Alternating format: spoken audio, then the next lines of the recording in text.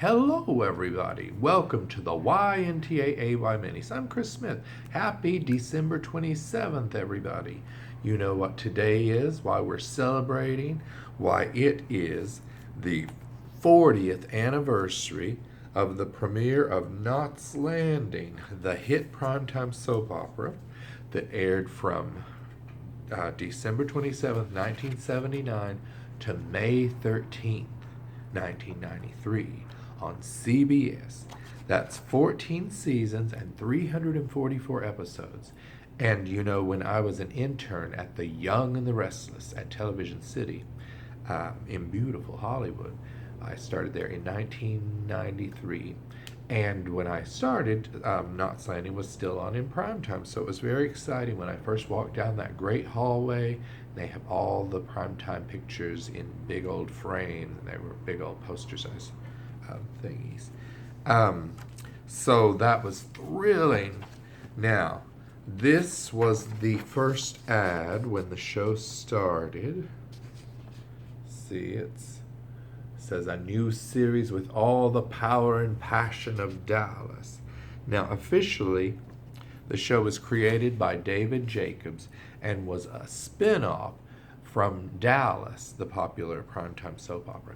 But really, Knots Landing was created first and presented to CBS, pitched, if you will, in, I think, 1977. And CBS said, we want something bigger, like a saga. So they created Dallas, and then when that became a hit, they were able to do the spin-off and use their original concept of Knots Landing. Isn't that amazing? Here's another great ad. See, they would do crossovers between Dallas and Knots Landing in the early days. And you know what's really sad? There are only 2 seasons, the very first 2 seasons, that are on DVD.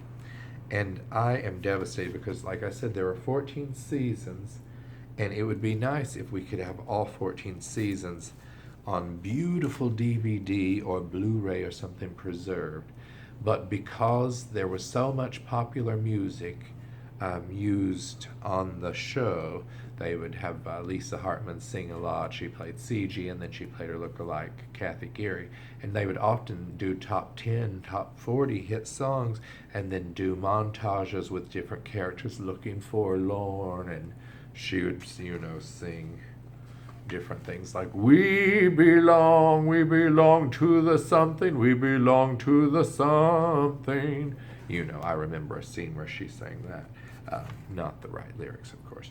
But yeah, so because of all that music and the music rights, it would be almost impossible to put all these on DVD or Blu-ray right now. So a lot of the old episodes fans just have to watch online, like on YouTube or something, or at fan sites.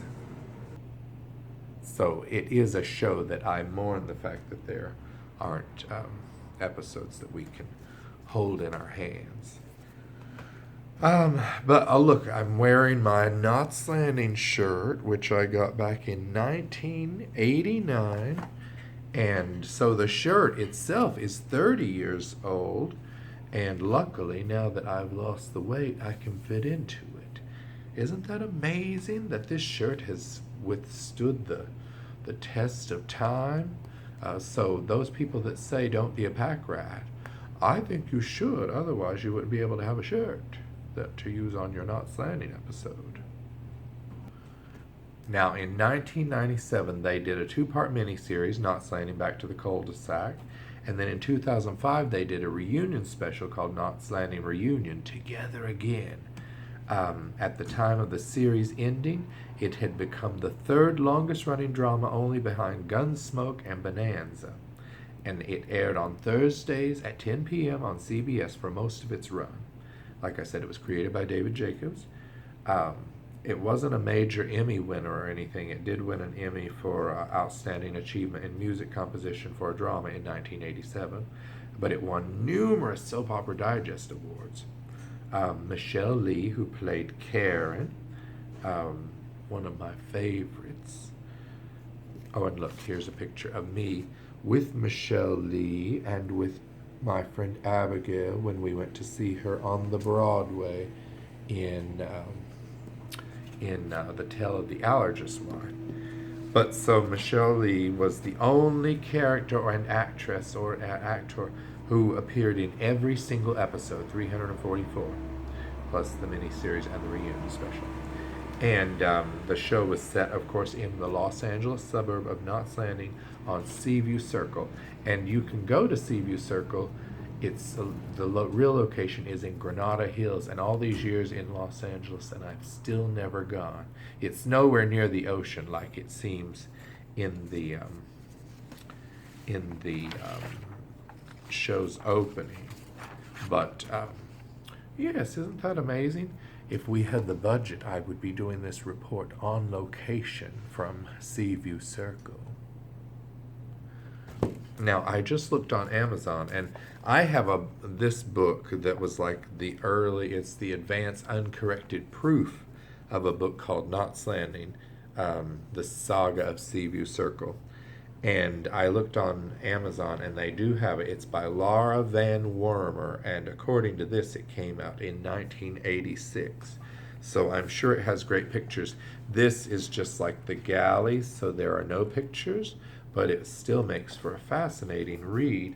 And back when I was a little child in the 80s, they did these paperbacks called From Soaps and Cereals, and I believe there were 14 books that came out like every month. One would come out, and I bought all the Knots or all the Days of Our Lives and all the Another World books, but I couldn't get everything. They had them for As the World Turns and Guiding Light and another, like all the soaps, most of the soaps, and they had Knots Landing in Dallas, and I only have this one of Knots Landing from when the ladies were all held at gunpoint, and I guess the whole story was put into a novel.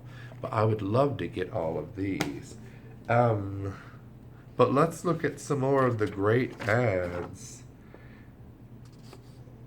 These are over the years. Oh, okay. Remember when Sid died, Karen's husband, played by Don Murray? He was only in the first 2 seasons, and then a little bit in the 3rd season when he died. He had to have a surgery after a terrible car accident. His brakes were cut. And I stopped watching the show when Sid died. I don't know why, because Karen was my favorite. But I was like, I'm not watching this again. Remember when Gary Ewing was accused of murdering C.G. Dunn, played by Lisa Hartman? And then she came back as her lookalike, Kathy, who Abby had hired. And then, of course, the killer turned out to be Chip Roberts, played by Michael Sabatino. And remember when he first saw her, when he thought that she was like a ghost or something, and Chip saw her, and he was hiding out because he was a fugitive, and he fell backwards in this shed and landed on a pitchfork and died. It was amazing. Look at this ad. Peter Reckle was even on Knots Landing for a little bit toward the end of its run. Here's another great ad. And the last episode. But yes, this was one of my all-time favorite shows, and we all love Michelle Lee, Joan Van Ark, and Donna Mills as Karen, Valene Ewing, and Abby, respectively. You know, like I said, I met Michelle Lee. Yes, so I met Michelle Lee, and one time I saw Kevin Dobson coming out of like an acting studio thing in North Hollywood, and I said hello. And my friend Rob is friends with Joan Van Ark, so I got to meet her one time, and I saw her in a play too. So that was exciting. And she said, "You look familiar," and I said, "That's because I had my face pressed against the TV for all those years." Thrilling. And Abigail and I went and saw Donna Mills in Driving Miss Daisy. She played Miss Daisy, if you can believe that. And Alec Baldwin and I breathed the same air once because I went to see him on Broadway in 20th Century. On the 20th Century was the play version, not the musical version, with Anne Heche. And I saw Constance McCashin as Laura McDavid. What was her name? Laura Avery. I saw her at a movie theater at the Sunset Five once. That was thrilling. And of course, James Houghton, who played Kenny of Ginger and Kenny fame. He was one of the writers when I first started at The Young and the Restless, so I got to meet him. But let's look at some more pictures. My fan who hates when I hold up these pictures will complain. Here's what the logo looked like in the early days. There's Gary and Val and Sid and Karen. Though I always loved Mac McKenzie better. Mac McKenzie, played by Kevin Dobson, was like the kind of stepfather that every child would have liked to have had. Here's an early cast photo. Donna Mills when she first came. The great Lily May, played by the marvelous Julie Harris. Look, Claudia Lanau as Diana. I think that's when Lily May ran over Chip with the with the car after he got out of court. There's Kevin Dobson.